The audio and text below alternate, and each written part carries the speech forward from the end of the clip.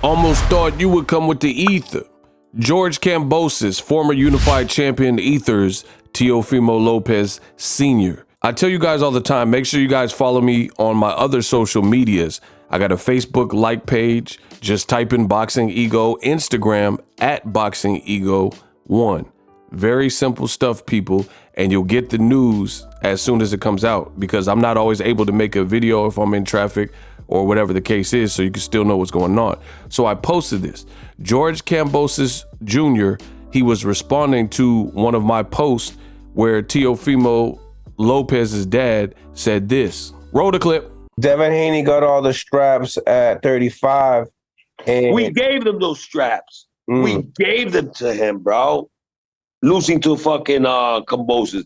That's why that motherfucker, look, you ever see that video with him and his father jumping like fucking like, we gave them to him, bro. Now, your boy Ego already made a video about that nonsense from Teofimo Sr., saying he gave Devin Haney the belt. His son gave him the belt. You didn't give him anything.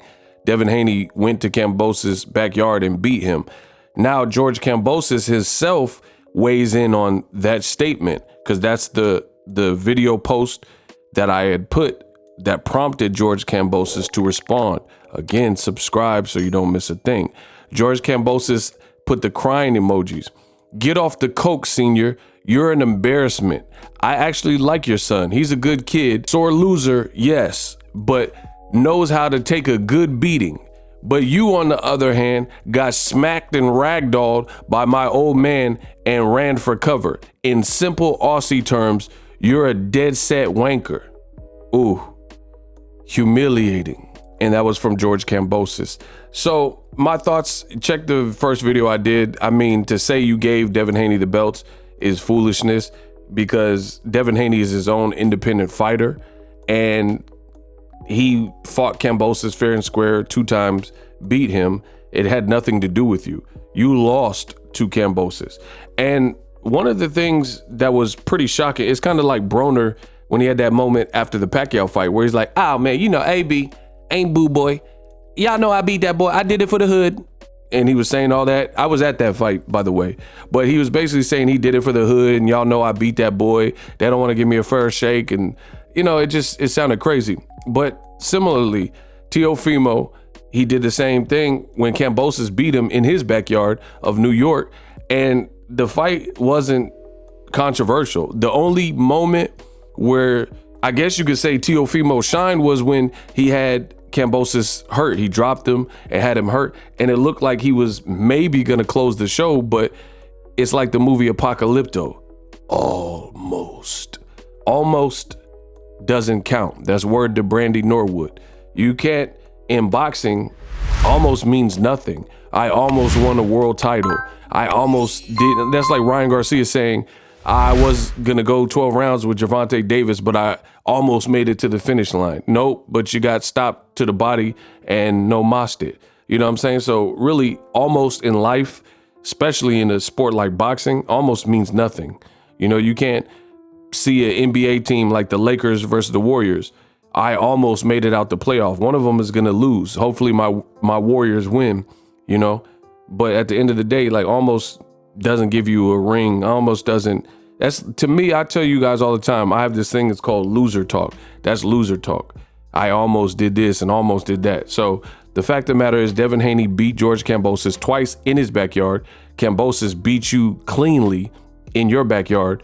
And the almost moment of hurting Kambosos was overshadowed by the good work that Kambosos did in there. And he also dropped you as well in the first round. You came out like you were He-Man or Rambo and got dealt with. Different people feel different things about father-trainer tandems in boxing. Obviously, it worked with Floyd Mayweather. Easy work. Like I said, hard work, dedication. You know, so that's a prime example where they get it right, where Floyd Sr. and Floyd connect and it just works. And Floyd went 50-0. I do have questions about certain ones, like, you know, Robert Guerrero, when his dad was training him, because his dad was saying crazy stuff, and I don't know if Robert Guerrero was advancing at a certain spot when he was fighting like Keith Thurman and Floyd and stuff like that. You guys like this guy? Mayweather, he beat up his wife. And it's kind of the same thing with Teofimo. Like, Has Teo Sr. taken him as far as they can go together? I don't know. We're going to find out. He has a big, important fight with Josh Taylor. He's claiming that is his final fight with ESPN. Bob Arum says that's not the case. You know, I got a separate video coming about that. Listen, I keep telling you guys, I'm the best in boxing. When it comes to covering this sport, digital age, I'm the best in the business. So I'm curious how that relationship will work, because fighters oftentimes they wait till they lose, and then that's when they start making changes. Like Ryan Garcia got knocked out, no longer has a perfect record, no longer unblemished, lost after calling out Tank for 2 years, and now Ryan wants to leave Joe Goosen and get a new trainer. You know, so you usually see it happen like that. And with distractions and weird talk, I'm always skeptical. And that's what I'm seeing from Team Teo Lopez. Let me know what you guys think of George Kambosos. He claps back, weighs in. Let me know what you think. And I'm out.